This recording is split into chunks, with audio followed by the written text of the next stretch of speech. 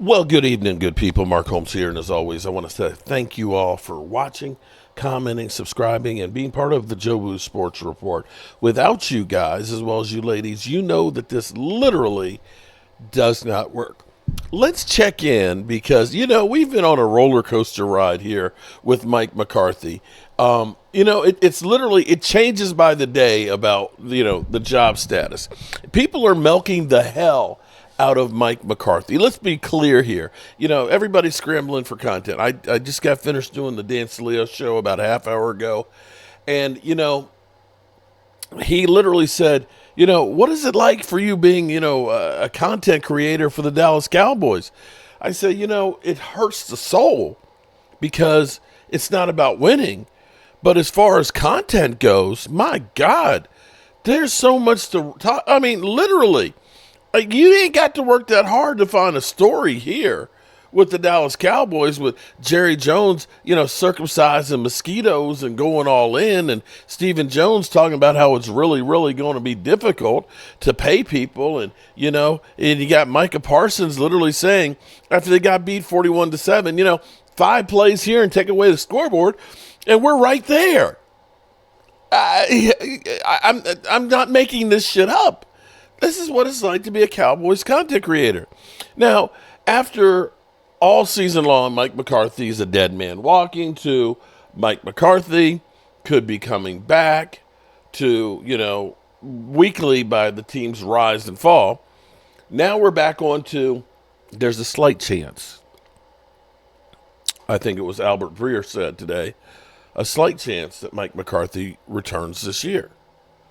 Okay. Yeah, there's a chance. It's a chance that he doesn't. And I've gone through and I've said this about Dak Prescott. If your goal is to win a Super Bowl, I don't think the Cowboys are the place to be. As Jerry Jones says, it's bigger than winning. Jerry Jones, who does not spend money in free agency, will hamper you what you do as a coach.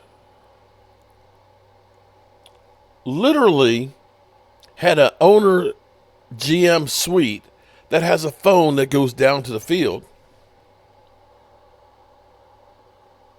that used to go down on the field at the end of games and so on, that him and his son both have weekly shows, 2 a week, plus all the other press conferences when anything else happens, that you're going to play second fiddle. When Dak was up for his contract, I honestly looked at it and said, Dak, maybe you're better off going somewhere else. Now, people said he can go to the New York Giants. Yeah, but I'm not sure you want to go. That place has got more problems. They're just a quarterback.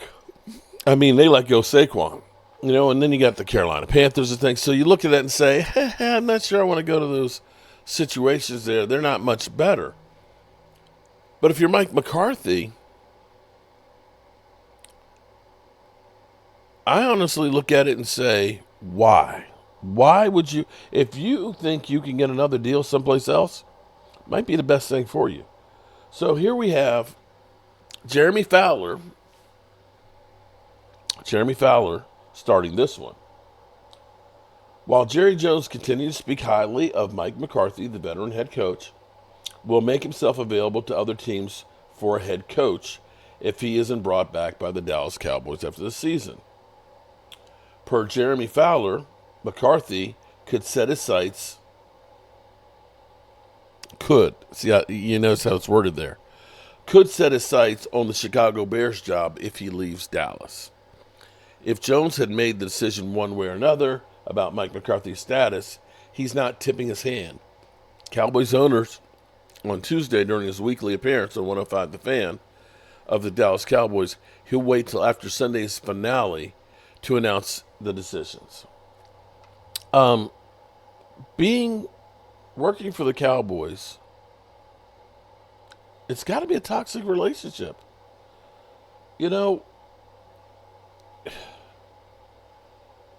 You are one of the lowest paid coaches in the NFL. That is a fact. There are 30 guys that are coaching that are making more money than you. The highest being Andy Reid at $20 million. And many of them don't have a Super Bowl on their resume.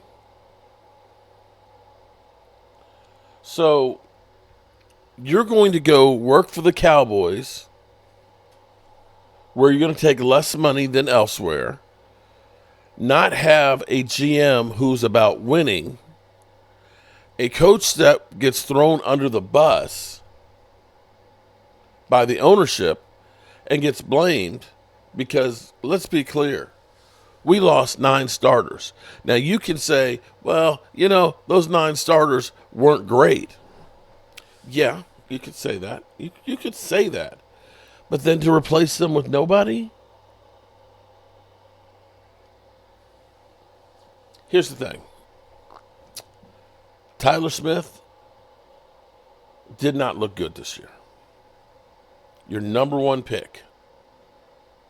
At left tackle, he looked uncomfortable. And he had injuries galore. Oh, my God. The amount of injuries that guy had. You need a left tackle. Be it Tyler Smith, who kicks out there, and then you need a left guard.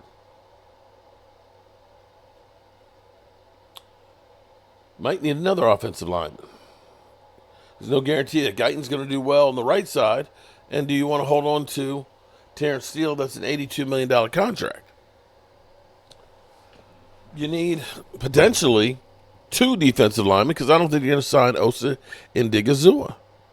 So you really need 2 really good defensive linemen. You may not sign Rico back. Rico might get a offer for, say, $6 million a year, $24 million contract.